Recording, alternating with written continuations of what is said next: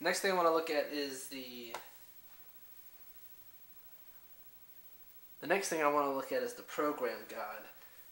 Definitely one of the areas within the DVR experience, within the TV experience, you're going to spend a lot of time. So let's look at the program guide. This is the program guide for the cable box. Blue primary color, same thing as Media Center. I would say it's not the easiest to read on this TV.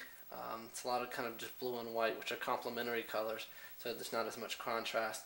You got the nice little window here keeping the channel that you're currently watching. So it's ESPN channel 39, what the current time is. Here's the highlighted channel right here. So information, it shows an hour and a half worth of time, and it shows 5 channels at the same time with some other options down here. So if I scroll right to left, you'll see the information changing up here. Up and down, you'll see the channel information and the show information change right here. So that's the basic guide and what it looks like on the cable box. So now let's go to Media Center. So here's Media Center. Press the guide button. And one of the biggest differences, whoops, wrong button, there it is. One of the biggest differences you'll see in Media Center versus the cable box is that the guide just an overlay. I don't know if you can see it on the video, but the actual channel is still full screen in the background, and you can still hear the audio. So here we have the same 3 hours. Instead of 5 channels, since it's using more real estate, it's actually showing you 7 channels. Here's the channel logos. Not by default in Windows 7, but an easy update to make. And again, if I scroll right or left, you'll actually see the information down here. One thing that is different is if you look at the top of the screen here, it actually shows you the current time. So instead of showing you from 11 to 11:30, it starts with the current time, which is 11:24 to 11:30. But another thing you get is for some of these, like here's VH1 Charm School, MTV True Life. Let's see, here we go. Puts a nice, it goes and downloads a little picture off the internet, put it there. Here's the current time, here's the current date. Another quick option you have is you can further sort the guide just by pressing left into these subcategories. And this is where you would actually get into favorites, which I'll talk about a little bit later. That's the basic layout of the guide within Media Center versus the cable box. Alright, the next thing I wanted to look at was also sticking with the guide, but this time we're going to look at the mini guide. So a mini guide just shows up on kind of the bottom portion of the screen, rather than taking up the whole screen and giving you everything. So if I just push up on the directional arrow on my cable box, I get the timeline. Then one more time, I actually get what's called the mini guide. Here they only show 1 channel at a time, but I can push up and down. You'll see the channel change. I can go right to left and see what's coming up later. So that's what's currently on Spike. But this is the nice way to kind of channel surf without worrying about that delay and actually seeing what's on. So I can just channel surf up and down, hit enter, and I'm right there on CNN. So that's the mini guide on the cable box.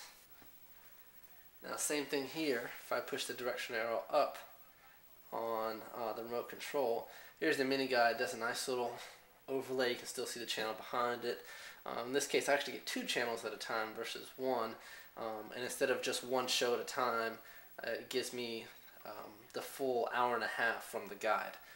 So if you look at it, it's really just a cut of the guide, just made smaller, which is nice. You even have the same logo. So here's Any Given Sunday on Spike. It actually downloads the movie cover and puts it right there. And I can just go to any of these. Let's go back. So there's CNN. Hit enter. You see it's going to change to CNN. Give it a second. Boom. There it is. So obviously the mini guide, definitely a richer experience in Media Center, even on this television here. Another part of the cable box feature set I want to look at that is comparable in both Media Center and the cable box is a concept of favorite channels. So here's the remote. This is the favorite button. I have programmed some favorite channels in. If I hit the favorite button, it'll start jumping through these channels. So most of these are the network HD channels.